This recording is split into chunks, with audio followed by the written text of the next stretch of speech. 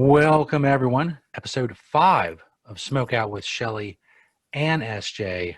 OnlyFans exclusive show. Of course, if you subscribe to OnlyFans, our OnlyFans page, you get exclusive access to the Zoom sessions where we record the show. You can bake with us, medicate, ask us questions, participate, whatever it is you feel like doing. Just subscribe. OnlyFans.com/Shelly SJ Smokeout. You also get every show, every episode on video. We're also branching out into a little bit of a social media at Shelly SJ Smoke on Twitter and at Shelly SJ Smokeout on Instagram. Go follow us there. I'm Stoner Jesus, of course. You can follow my shenanigans at stonerjesus.net. Of course, my cohort on Smokeout with Shelly and SJ, Shelly Martinez, shellymartinez.net. Shelly, how are things in your world? Ay. It's been a crazy ass week. Let me tell you something.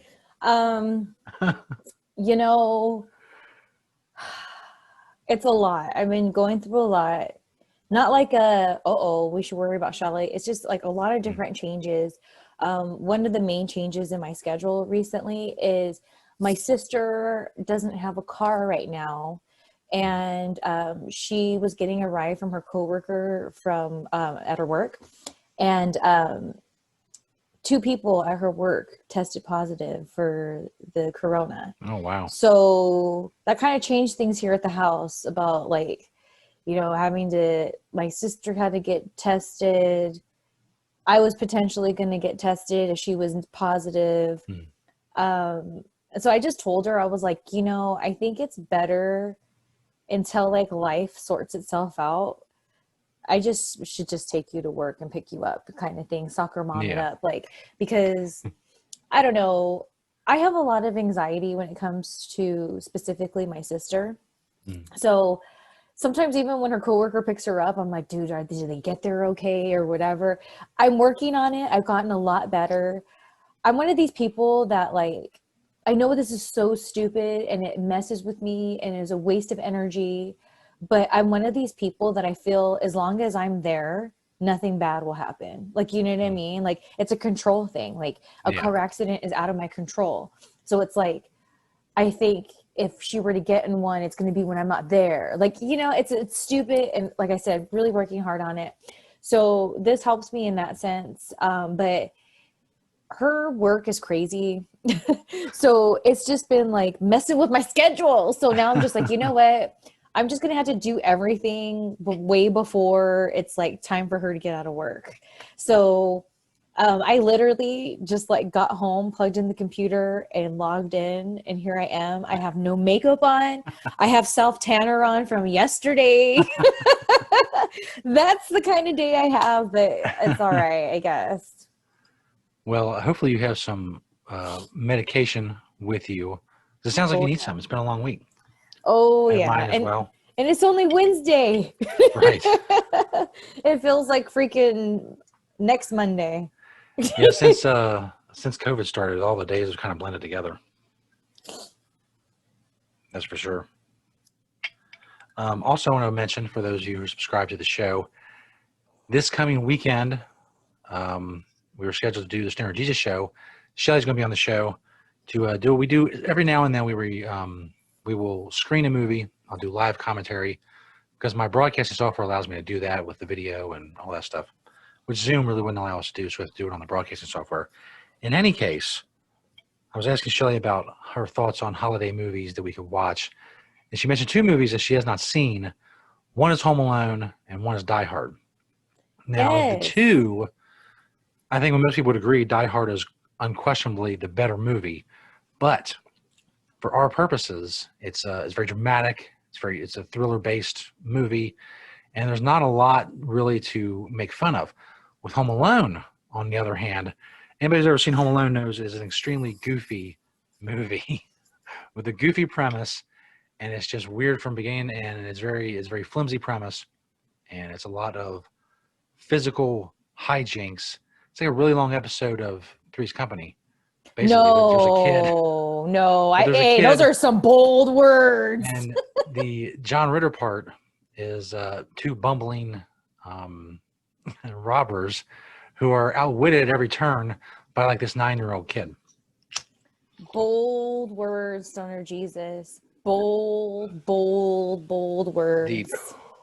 It is a Christmas classic, however, but it's something for our purposes to be much better, lighthearted, goofy, silly thing that you can make fun of, because it's an easy movie to make fun of. And again, as I posted on Twitter, rumors are, and I know these rumors are going around because I started this rumor, maybe Macaulay Culkin himself will tune in to the show. I do know he's a big wrestling fan, so you never know. He is. You know what's interesting about Macaulay Culkin? Okay, first of all, this Home Alone thing. Right when you tweeted it out, right, that we're going to be doing this, and I retweeted it, I was like, oh, can you believe I've never seen this? I didn't realize the shame people were going to throw at me, shaming me. And that's something that always gets on my nerves when people go, are you serious? You've never seen or you've never heard. So what? Have you seen that movie Running Man? I have not. Oh my gosh. With Schwarzenegger. Okay, so when I was tweeting out a few months ago that I was watching it, people were like, you've never seen it? And I'm like, you know what? Not only is it an awesome movie, you should watch it. You got to watch it. Not only is it an awesome movie, but I'm glad I watched it when I did. Like, I feel like it was very fitting to like why I thought it was so awesome. So I'm a big believer in like, don't be shaming people when they haven't seen or heard of music or whatever. Come on. But the thing about Home Alone is ever since I was a kid, Macaulay Culkin in that role has always gotten on my nerves. Like, and I feel that's going to happen. And it's like, and it's not like, because there's that movie, The Good Son, which he was really good in. He was very serious, whatever. But he was also in Uncle Buck, which is very silly and stupid. And I love Uncle Buck. I think he's really fun and cute. And he has like good little chemistry with John Candy there. So I don't know what it is, but they're like that always got on my nerves. Like, I just don't. And I feel the burglars are equally going to get on my nerves. I feel that it's just going to annoy me. There's definitely a good chance of all that. But it's weird when people say, like, I can't believe you haven't seen this movie or whatever. There's so many movies now that, I mean, there's just tens and hundreds of millions of people that haven't seen Home Alone or something else that maybe a lot of people have seen. I've seen Home Alone. I haven't seen it in about 20 years, but it was one of those movies when I was in grade school and middle school when there was a substitute teacher or there was something going on and they wanted to show a movie. Invariably, it was like Home Alone. So I saw it about 10 or 12 times in the 90s. But won't it be interesting, like revisiting it now? You know, you're older, you've gone through life. Maybe you don't think certain things are as funny anymore. I don't know. It's interesting. It will be interesting to see if it holds up. I feel that it won't, because from what I remember of it, like I said, it's extremely goofy. And the premise is very thin, but that's the way a lot of goofy movies are. Because that's what I'm saying. Like, I go into it, like, I'm a person who loves stupid movies. Caddyshack, I forget, it's a stupid movie. You know what I mean? That's a stupid movie. Going back to your bold words about Three's Company, you know, I have since back at like the first time I ever had my video chat, I think it was in 2009, 10. So I have this video chat called the Regal Beagle Happy Hour video chat. So I am huge, like, and Three's Company's dumb. Like, some of the stuff that happens on there is dumb. Sometimes it does get on my nerves when certain things stress me out. Like, oh my gosh, just say something. But like, I don't know, Home Alone, like Three's Company. They're similar in the sense of like of the silliness and the like where Three's Company has like the misunderstandings and stuff that lead to pretty much throughout the whole episode. Right. A lot of Home Alone is these two burglars' inability to outsmart a 9-year-old kid, which is weird at times and annoying at times. You're just sitting there like, he's just a fucking kid, man. Just come on. This should be a 20-minute movie. Tie the kid up, rob the house, and leave. It shouldn't be that hard. That's what I mean, dude. And then I think it's going to get on my nerves how they forgot him. Like, because here's the thing. Of course, I've seen in passing parts of it. I've never not seen it, like 1000%. Like maybe flipping through a channel, or maybe I'm somewhere and it's kind of on and I caught like, you know, Not that much though, because there's a lot of movies I could say that about. I never watched beginning to end, but I've watched enough of different parts of it that like if you pieced it all together, yeah, I watched it from beginning to end. Home Alone is not one of them.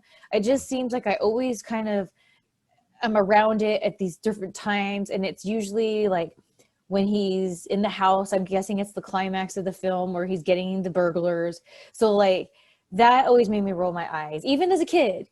And then that thing, and then when they like go to the airport or something, and then they realize it's like, dude, in real life you're gonna go that far and not realize you left the kid behind. And then the thing is I'm a kid that got left behind, like growing up, and it was very scary. So I think that's why maybe I take that storyline part of it a little too serious, because it makes me mad. I'm like, hey man, how do you just like don't like you forget or whatever, like ew. So it'll be interesting to watch it. I'm very open to it. I would love to walk away from it going, you know what, it didn't get on my nerves as much as I thought, and I totally get why people like it. I want that so bad. Because another movie that's here's I was just talking about it earlier this week. Another movie that's completely silly is Christmas Story. Now, Christmas Story is one that when TBS has its marathon, I will watch from beginning to end, and then from beginning to end, then beginning to, and then maybe do some things while it's still playing. But like I'm on board. And that there's parts of that movie that are very silly, very over the top. But I'm wondering if the reason why I don't get annoyed at that versus like a Home Alone is because it's from like that kid's point of view, I guess. And maybe Home Alone is, I don't know, maybe I haven't seen it, but it's like I feel like when it's being over the top, you can relate to it as being like a kid, and how your imagination kind of goes a little wild and you see things a little bit differently, or you play things out in your head. But the Home Alone, man, it just looks like I'll probably have some champagne when we watch it, and I don't know. I That'll just probably hope. help. I hope it does, but I hope it doesn't be angry drink, you know, and you're just like, oh my gosh, let me just pour another one. This kid. That'd be hilarious. Get drunk on champagne, like, oh, this fucking kid. I hate this kid. Listen, Macaulay. He's grabbing me. Wrestle. He's right there. He's very small. Oh my gosh. But yeah, he is a fan of wrestling. And what's interesting is I've always kind of thought of him as being very interesting to me, because especially when I got older, because I used to be friends with some child 80s actors. And it's really interesting because a lot of, and this is when like, I don't know, it's just so crazy because there's a lot of these child actors, and there's like the ones that end up continuing on. Like, let's use like maybe like there's like the Jason Batemans. Like he was a child actor, but he like ended up getting something like Arrested Development. But like in between all that, he would just get kind of like bit parts or independent kind of things, but then he ended up landing something. So there's like those group of people. And then there's the group of people who lost it all completely for whatever reasons. And usually it's because of drugs. So there's those ones.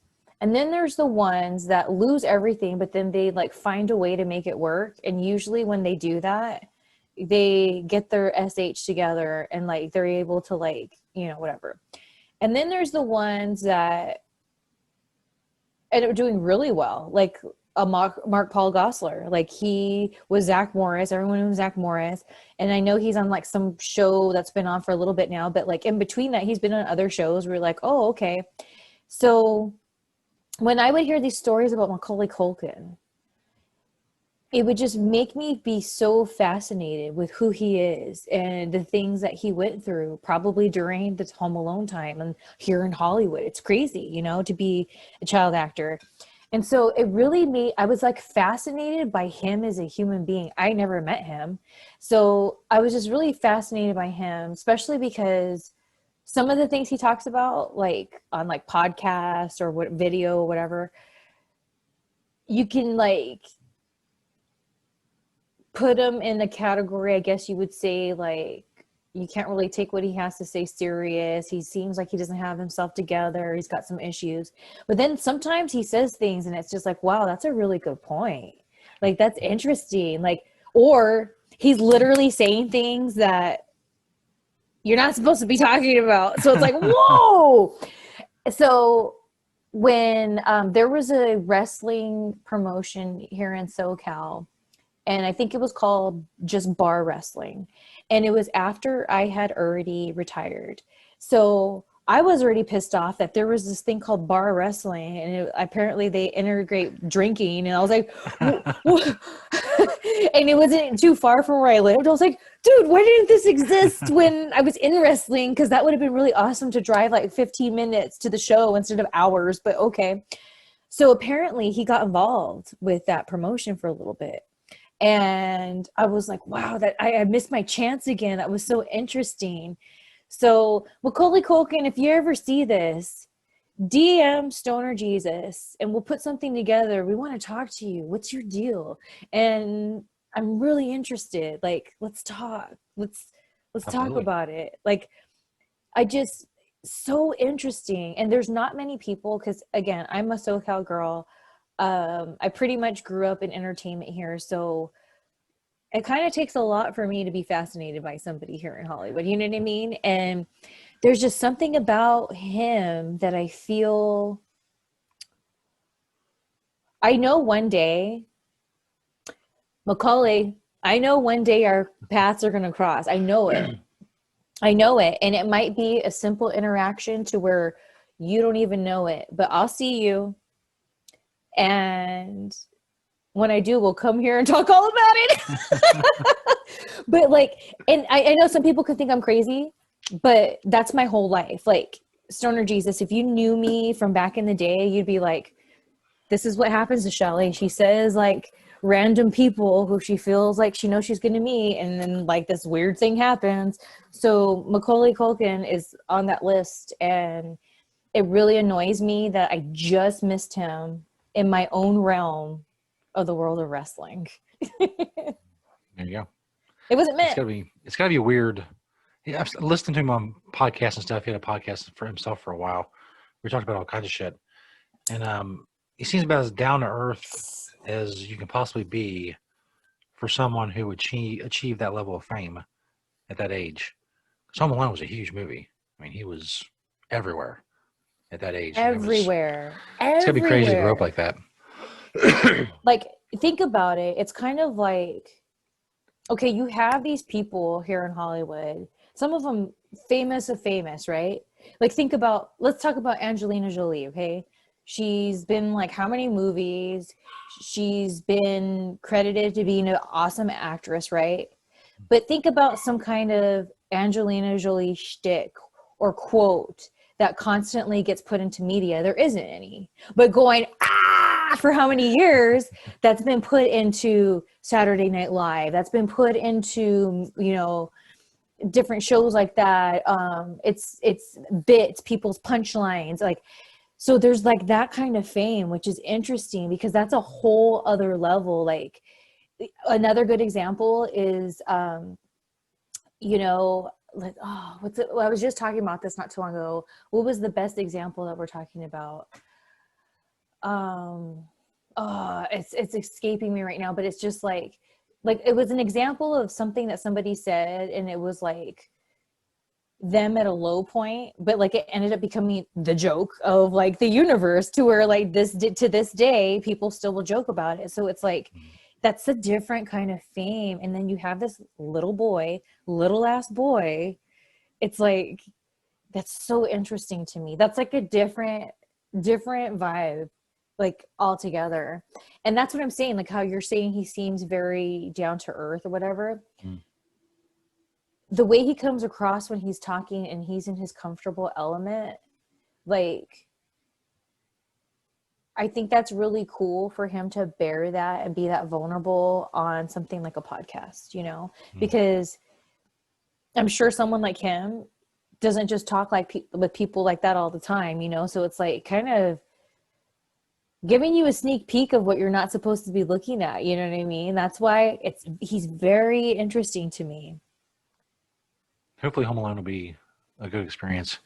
Hopefully I'll be I able to get a clip hope. of you screaming at his character, and I'll clip that out and I'll tweet it to him, and hopefully we'll get him on the show.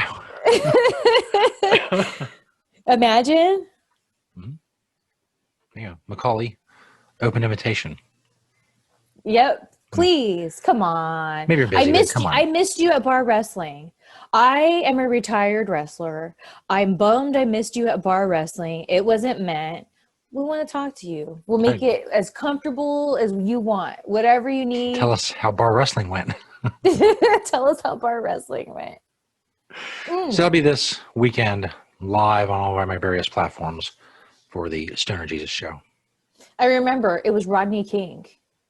Okay. You know, remember the whole Rodney King? So what's the joke that went on every show for how long? Can we all just get along? Yeah. And that's something that he wasn't being an actor for. Like, it's something that when this like crazy, gnarly, terrible things were going on in a time where it was like, you know, and like that's gotta F with you. It's like, especially that, you know what I mean? And let's say Macaulay Culkin had some kind of bad experiences that when he gets traumatized, when he gets triggered to that, but like it's the things he's known for. Like, it's interesting. It's interesting. We gotta make it happen. See what we can do. Hey, Macaulay, I'll wear a bikini. Whatever. Let's do it. More incentive. Get your ass on the show, Macaulay. Excuse me. So make sure you all check that out. It'll be free for everyone, like I said, across all my platforms. I've done movie screenings before by myself. I did Reefer Madness, classic 1930s film, which is a great one to do. I also did for a Halloween special, Hansel and Gretel Get Baked. It's very interesting movie about this special kind of weed and this old lady who, and it's a very weird movie. Sounds like my cup.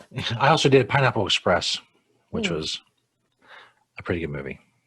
You know what's funny about that is I've seen that movie a zillion times in different times in my life. So it's kind of like evolved. So something I realized, my sister and I, Danielle, we realized is that, first of all, I used to have a crush on Seth Rogen, right? So now though, like that I'm just like in a different place in my life, all I hear out of Seth Rogen is, He makes pottery now. He's into he? some interesting shit, yeah. But Pineapple Express, the last time I watched it, which was sometime last year, it was just like the whole time we'd just be like, there he goes again. It's still good though. It's still a good one. Oh yeah. But this Hansel and Gretel Get Baked, I really think that I need to check that one out. It's a weird movie. It's it's on YouTube, as all the movies I screen are, because I just download them off YouTube. And Reefer Madness is so awesome. I haven't seen it in a while, but that is, oh my gosh, true story. So my sister and I are 9 years apart, right? So way before I was even a medicator, I had on VHS Reefer Madness because me and my friends, we just loved movies. They went to school eventually to be like in production and stuff.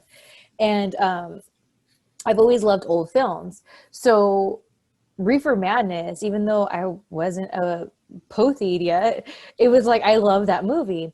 So my sister took it to her Christian school show and tell because she thought it was a classic movie, and it was Reefer effing Madness. Oh my gosh. Well, yeah, if you've never seen that movie, I definitely recommend it. You don't have to be a smoker. Just it's good. It's funny. It's good. It's and think about this. Next time you watch it, this is what I always say to myself. Those people got paid to be what we're watching right now. And when you think about it in those terms, it's hilarious when they're all And it was just like, because on that day they're like, okay, now act like you're really high on the marijuana. That's right. Go. Here's some sure, marijuana to help you. yeah, I'm sure most of them at that time knew what the hell it was. So you mentioned earlier direct messages, and you have on your Twitter a no DMs policy. Yes. You've mentioned in our discussions that there are some people who have caused that policy to be in effect. Maybe one person in particular. So what do you have to tell us about that? Notice when I talked to Macaulay, I said DM Stoner Jesus. Yes. I didn't say DM me. I take my DMs very serious. And the way I use DMs is I do use them when I reach out to somebody that I want to work with or whatever. But as far as receiving them, unless I'm following you, don't send me DMs. And I hate that Twitter allows that, because it's like, it used to be if that person's not following you, you can't DM them. And I don't know what was wrong with that, because I, as a person who posts all the time on Twitter, I was like, that's awesome. Like, it sucks for me when I want to, but if I really want to work with somebody or get a hold of them, I will jump through some hoops. And if that means going on the website and this and that, whatever. So now that social media is just like so easy, it makes me want to puke when these dudes from like my past think that they can just hit me up in the DMs. Excuse me. So the thing with that is like, there's this dude now, way back in the day, like so far gone. It was like so many years ago. I was so young. I hooked up with this guy. Now, he was already at the time in WWF, and he was well known. He wasn't like as you would say, top guy, but he was definitely a character that had been around for a while. And unfortunately, when he and I were messing around, I had a boyfriend and he had a girlfriend. And so when me and my boyfriend had broken up, he was still with his girlfriend, and then they broke up. So I thought, like an idiot, that we were going to be together. Yeah, right. I wasn't the only one. So one day he wrote me saying that there was a girl that he was going to like be exclusive with. And I was very surprised. I was like, wait a minute, because my bad. I shouldn't have assumed that I was the only one he was talking to. But I asked him, I was like, well, what was it? Because automatically, being a very young Shelly, I thought, am I not good enough? Like, is there something wrong with me, And he was like, she was just really there for me through my breakup. And I'm thinking, wasn't I? Which is really sick, because he was cheating on his girlfriend with me. So it's like disgusting. Like, I am not proud of this behavior. So later, when I finally am in WWE, he's still there. And I remember there was one night where a bunch of us were hanging out at the hotel bar, just getting drunk, whatever. And then we were all going to go back to the same room. And it wasn't to be shady. It was just to continue the party, in a more discreet way, like, whatever. So we were all hanging out. And then when we're walking to the hotel, or to the room, this guy was like being really rude to me. And I was so thrown off by it, because at this point, we hadn't hooked up in years. And I felt like I developed this like friendship with him. So I was like, oh, we're friends now. Like, we're friends, like whatever, like, but we're friends. So that's cool. And so he was just being so rude to me, and I just didn't understand what the hell was going on. And then eventually, after he was just being so rude to me and everyone was just getting uncomfortable, he was like, oh, I'm just kidding, whatever. And I was like, you, and everyone was like, all, oh, ha, ha, ha. And then I pulled him aside. I said, no. And I'll just say this, what happened at that hotel that one time, and you're going to do that to me? I don't think, oh, this is what he said. He goes, so if you're watching, this will let you know who you are.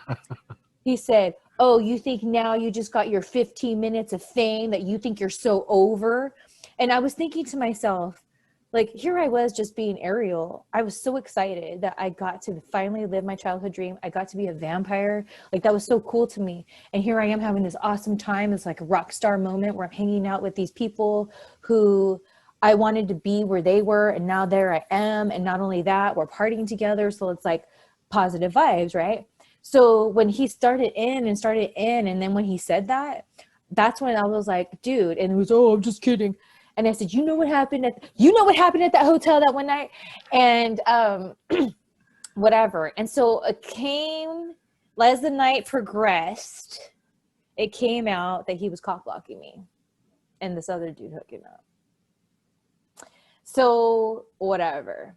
And then more time goes by. I'm thinking again, he's just my friend, whatever, because he had a very long-term girlfriend and I liked her a lot. I thought she was really cool. To this day, I like her. Very cool chick.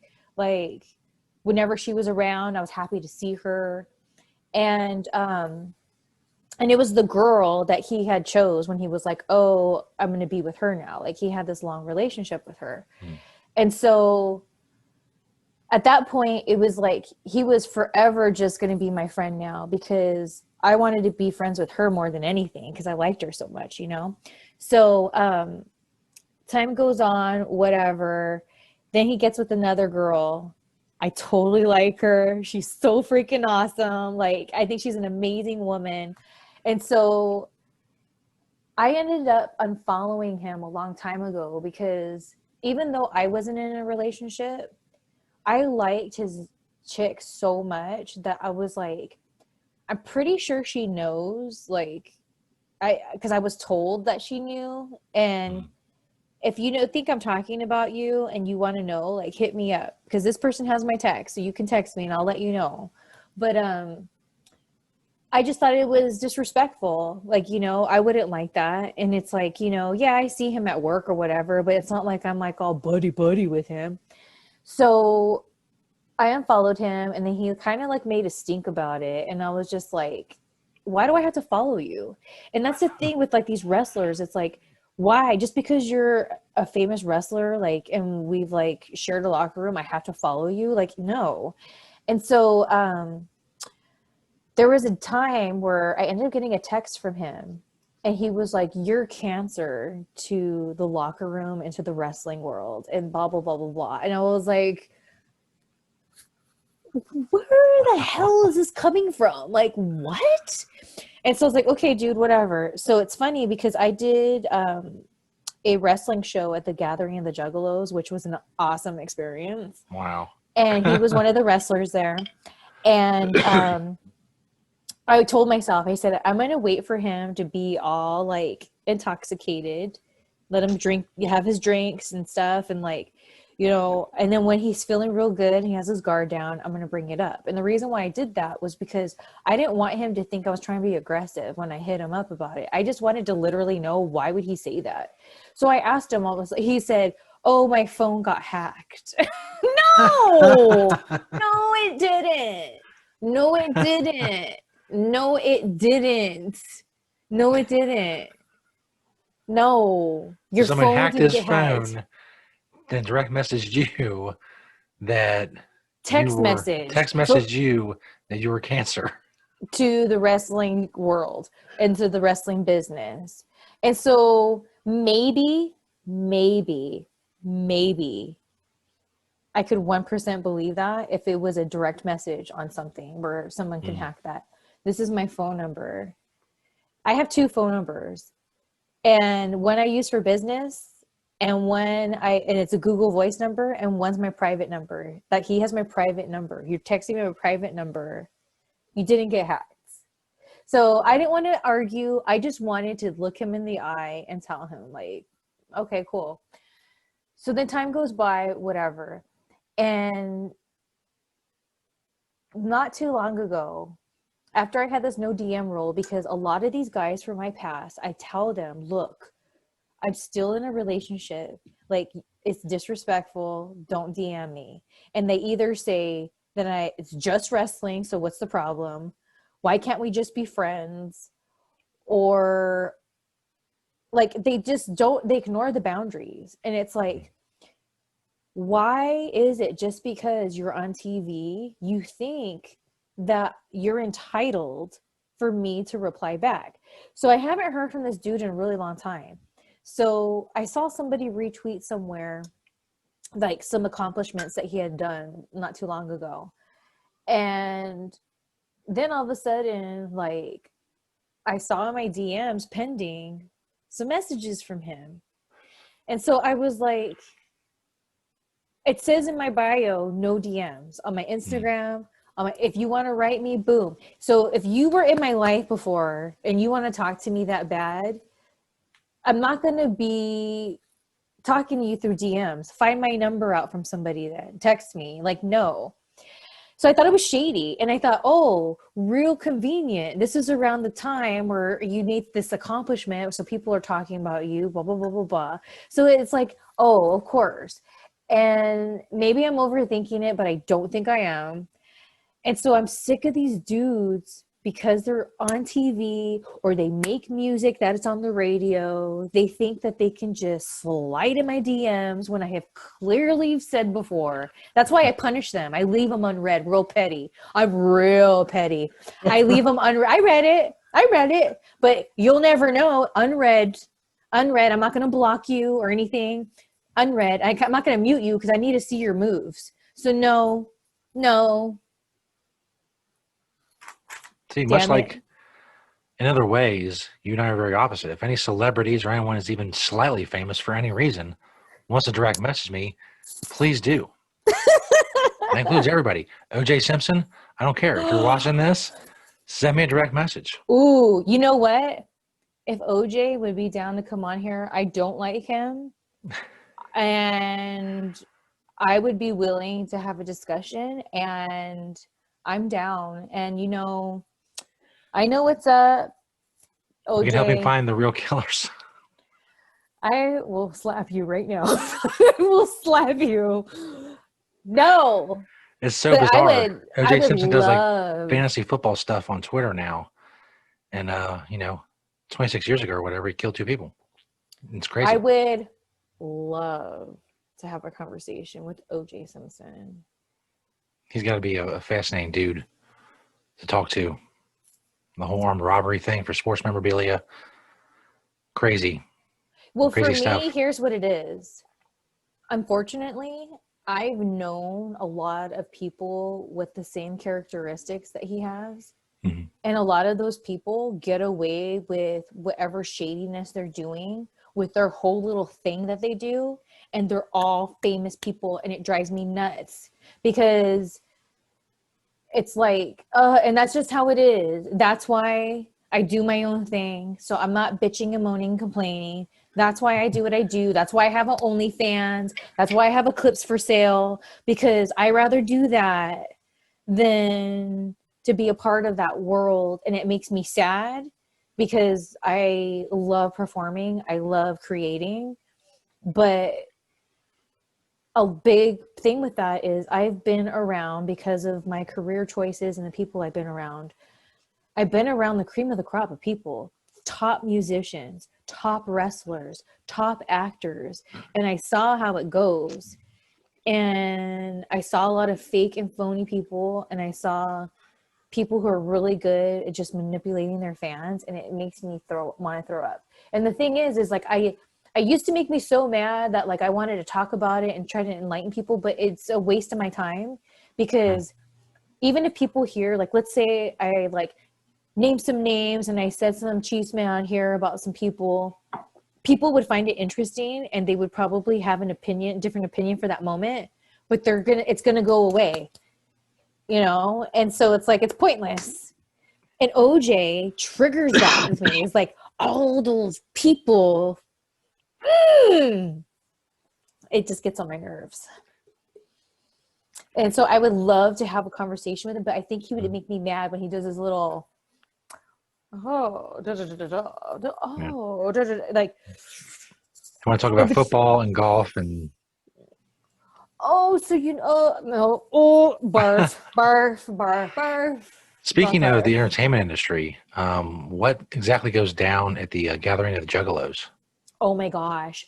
I loved it. Okay, so I was a part of the Gathering of the Juggalos. They had this little side, one of their side stages, they had wrestling. And it was like crazy. I wrestled as Wonder Shelly. It was so awesome.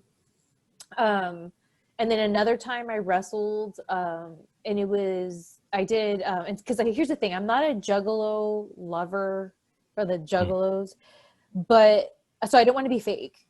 So what I did is I put crow makeup on because I love The Crow, the movie The Crow. So I Yeah. thought, okay, I'm not a, what do they call the girls? There's Juggalos and there's I forget what they, Juggalettes. maybe I feel like that's wrong, but I don't Yeah. know. But but I wanted to be like, I was like, I felt like that. Like I was like, yes, I'm gonna paint my face. Let's do this. So what's interesting is my downtime, right? So during my downtime, people told me, do not walk around by yourself. Do not. I said, dude, whatever. I have my crow makeup on. I'm good. So when I walked around, and if you go to my channel, my YouTube channel, you can find it on there. It's on there. They're like, there I am. Like, you know what? I will go out of my way and send you some links from it. I'll do it later today or tomorrow. But I recorded, I recorded Mhm. everything. And it was so crazy because it was like this cult experience. And like all these shady things were going on, but yet like people were coming together. When I first rolled up, it was late at night, and I heard Vanilla Ice singing Ice Ice Baby, and it was all like a hard like version of it. Yeah. Ice Ice Baby. And then I hear all these dudes, Ice Ice Baby. And I was like, dude, what is this? Like, what is my life right now? So one of the nights I was there, I was contracted to co-host this like crazy like smokeout party at like 2 something in the morning. So what I did naturally is I went on my favorite lingerie website and I got this really cute like fairy kind of like costume because I thought like, I want to dress the part. I'm going to be in the woods. Like, yeah, dude. And maybe it wasn't a good idea, but at the time I was feeling it, dude. And it was an awesome party. I totally forget the dude's name that was hosting it with me, but it was like this tent of all these juggalos. And there was music, and I was getting on the mic and just hosting, and bongs, people were just giving me bongs, and I'm hitting. That's the thing. It's like, what if there was drugs on? I don't do drugs. Like I just smoke. That's my thing. Like I don't even eat mushrooms. Like I'm not that person. So I just felt so comfortable. Mhm. And it's interesting because like that juggalo vibe is kind of like on paper a lot of things that I'm like not down with. So Mhm. you would think I would be out of place. And I just felt like I just saw a bunch of people, in my opinion, I just saw a bunch of people that just wanted to feel accepted and loved. And Yeah. I really identified with that. So that's why I felt so comfortable, because I felt like here I am at the Gathering of the Juggalos, where it doesn't matter that I'm this like big boobed curvy Latina girl like that's sticking out, and like it's like I didn't have anxiety about, like I just felt like people were just like, oh, hot chick, cool. Like it was so like I felt like I can just be me. I didn't have to like be all like on guard and like all this. I was able to just like blend in. And for somebody like Mhm. me, I don't blend in very easily. So it's like I felt like I can blend in. I felt accepted. The rush I got off of that crowd was amazing.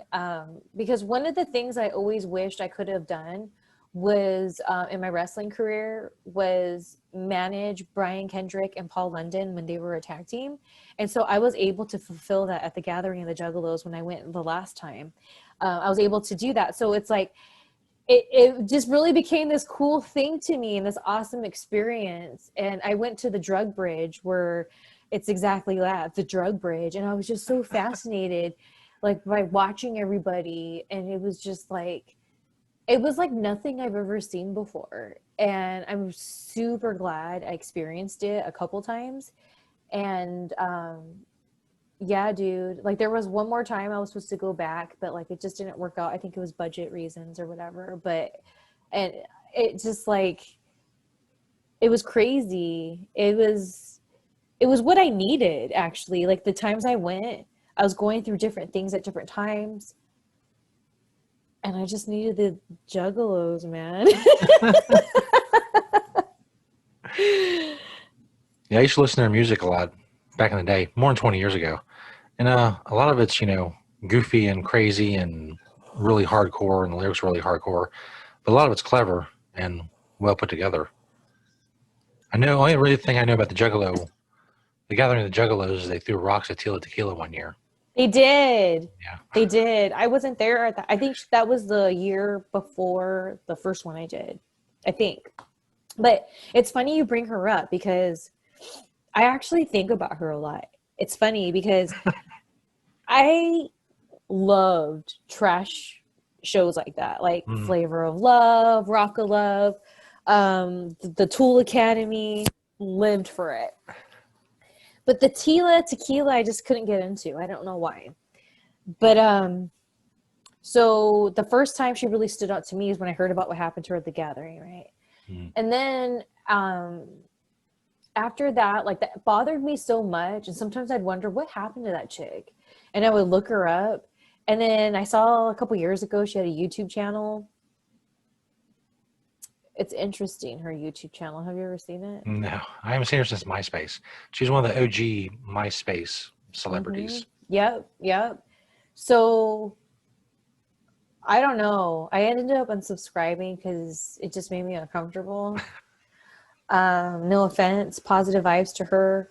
But I randomly think of a couple videos I watched of hers when she says a couple things that seem very out there, but I get it. So they stick out to me. So I think about that throughout the years since I've unsubscribed. And then on my Twitter feed, I think, I ended up getting some article. I guess like, you know how there's all these ads going around. And it was like celebrities that can no longer afford their lavish life. And so those kinds of things interest me, not because I want to see people fail, but it's just interesting kind of going back to like the child actors that I've known and the different stories and all this. It's interesting to me because a lot of that happens also with wrestling. And so for me, it's kind of like, I don't know, like in a way when I seek out information like that, it's like I want to learn how not to end up there, if that makes sense. Yeah. You know what I mean? It's like, don't end up like so and so, like that's not the goal.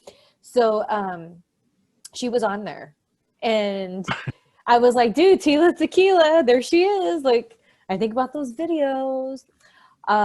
She's like a mom now. I haven't watched her channel in a really long time. Like I said, they made me uncomfortable after a while, but yeah, Tila Tequila. That's why it's so funny to me because that was just today that I saw that article and I was like, there she is. Hey, what up, Tila? Hey, Tila, tell us what happened at the Juggalos. Here, DM Stoner Jesus. Right. Again, my direct message are open to anybody, even slightly famous for whatever reason. Lorena Bobbitt, I don't know if she's still around. I would love. Oh, DM me. Lorena. Oh my God, Lorena, you can DM me if you want to come on here and talk because I think of her a lot. I think about her a lot. When I was at the Rainbow Bar and Grill years ago, I saw John Wayne Bobbitt there, douchebag, just like Joey Buttafuoco. I've seen him there too. Oh my gosh, no. And when I saw Joey Buttafuoco though, I was very much on the champagne and on the joints after joints after joints. So I was very free in my speech and I was talking very loudly when he arrived with, and this is, I'm not saying this is right, but he arrived with some gals, industry gals, and just living it up. Buttafuoco was just living it up. And I was just like, you know what?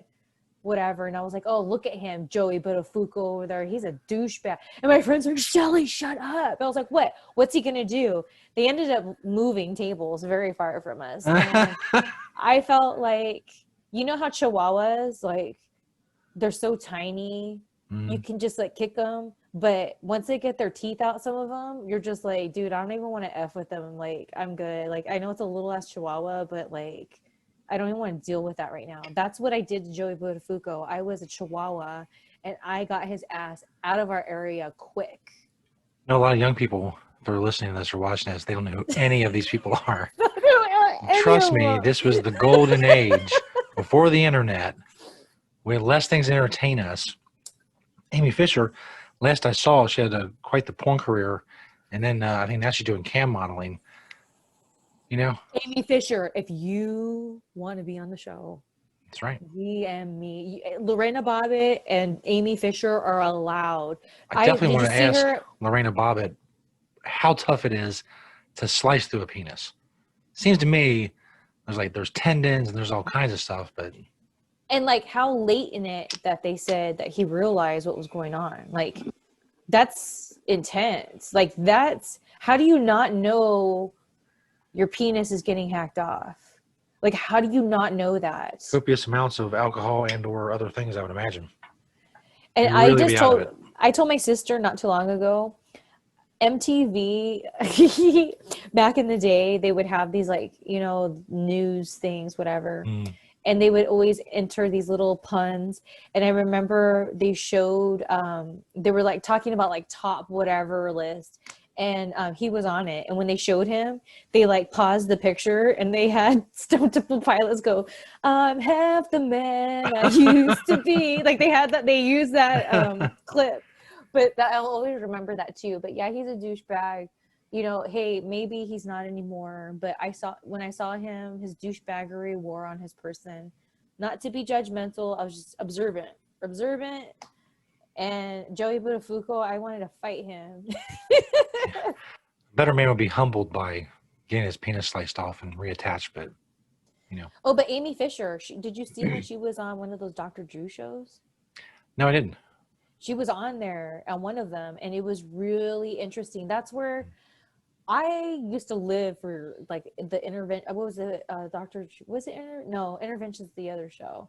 Whatever the Dr. Drew show was, Celebrity Rehab. Yeah. Because, you know, those celebrities, I don't care if they were just like looking for a paycheck to be on there. You cannot help that they bore their soul on there. And I don't know.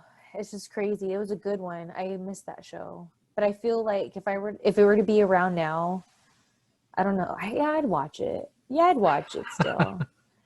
I'd watch it. We need to put together a list of people we want to interview. We'll go look them up on Twitter. Totally. Lorena Bobbitt has a Twitter. Amy Fisher, come on, girl. You want to do? We'll do it for trade for OnlyFans trade. Ay. Oh. Well, I think that was a pretty good show. I think we did well, as we normally do. But you know what? Just throwing it out to the universe, if Amy Fisher can get back to one of us, that would be extra credit in today's assignment. It was an A+ day, but extra credit. Come on, Amy. Come on. I think somebody like Amy Fisher would be more likely to respond to you. Hit me up, Gamiga. At Shelly from Cali. Coming from me. At Shelly from Cali. I will write her. I'm going to seek.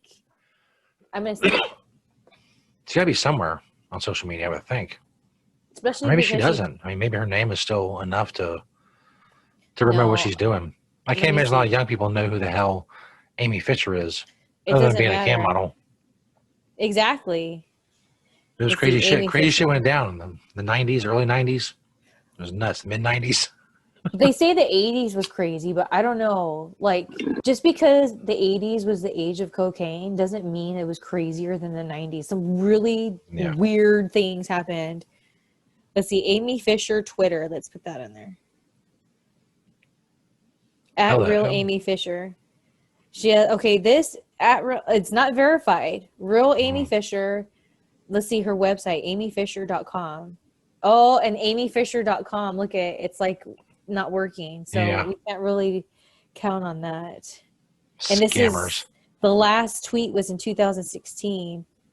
Damn it, I'm gonna find you. I'm gonna find you, Amy. Something menacing. I'm gonna find you, Amy Fisher.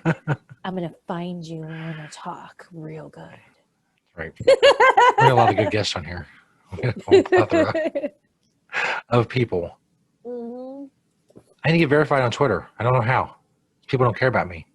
Oh, I I'll care be able to about get you. to more celebrities and they wouldn't blow me off. Although I've got some people on the show that I would think that I wouldn't. Verified people. But still. It's all politics, I guess. I don't know. Almost 12 years now on Twitter. And You have a lot of followers too. I used to have about 150,000, but there was some kind of purge and it dropped to like 9,000 in a day. And then it's been slowly being whittled away. Twitter suppresses my impressions and it's just a whole thing. The Real man's quick, keeping me down. before we go though, I saw a tweet earlier that you post about Periscope. They're shutting Periscope down? Yeah, I saw when I got on Periscope last night, it says starting in March, whatever, it's all going to be gone. It's going to be archived the way Vine was, I guess.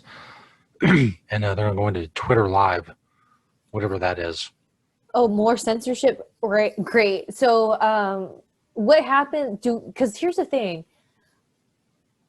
I don't know about you, but there used to be a way for me to every single time I would go live, it would save to my phone.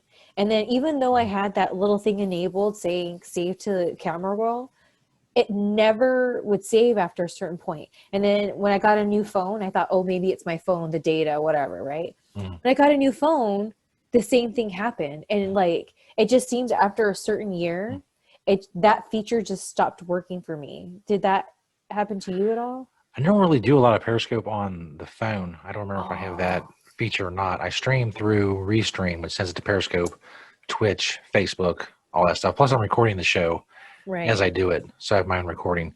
So you can't trust any of that crap. I've done entire shows, and then Facebook will say, "Oh, that didn't post, and I can't download it anywhere, and it's gone," and it's quite annoying.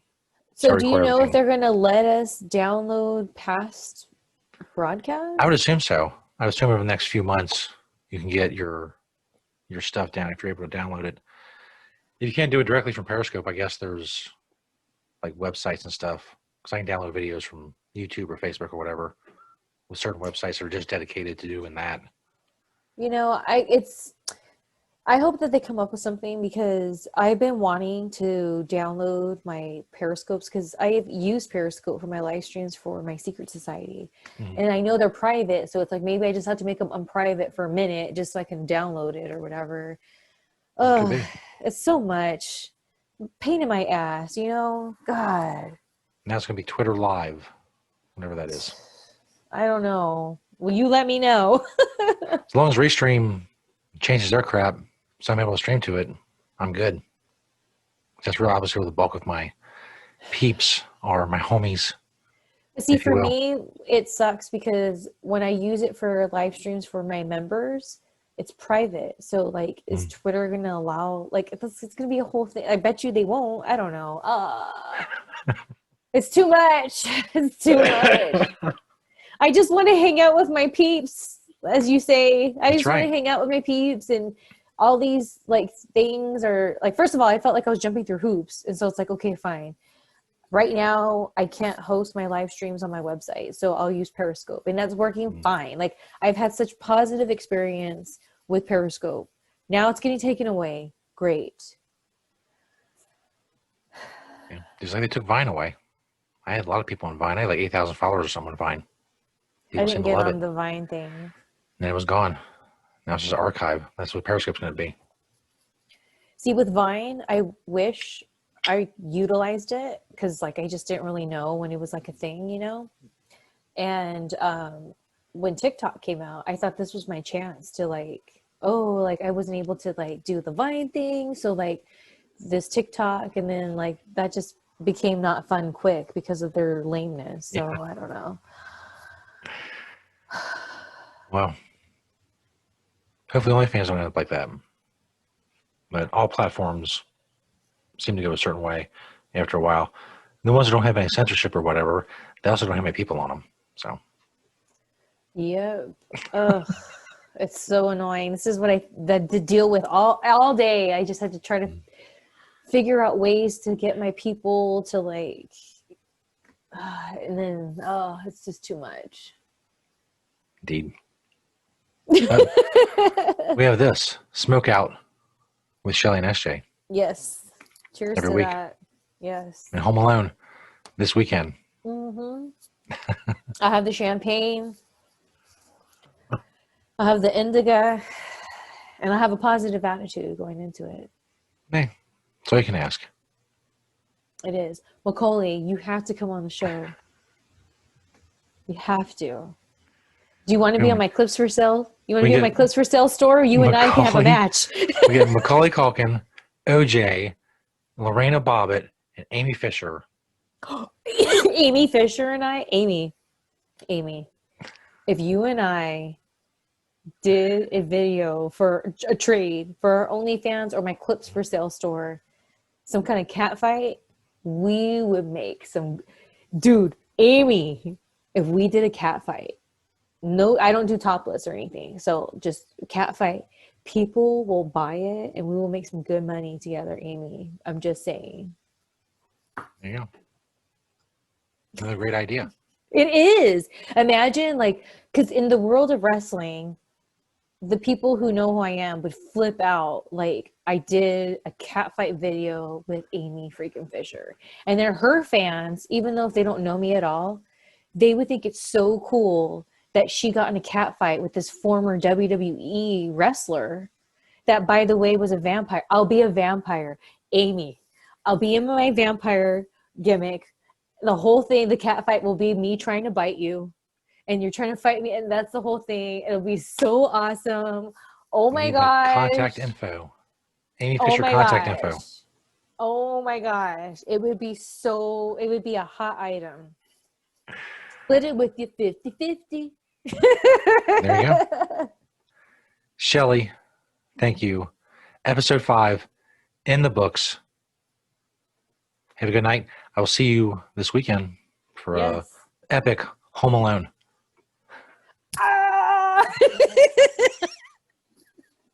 Bye. Bye, everybody. Peace.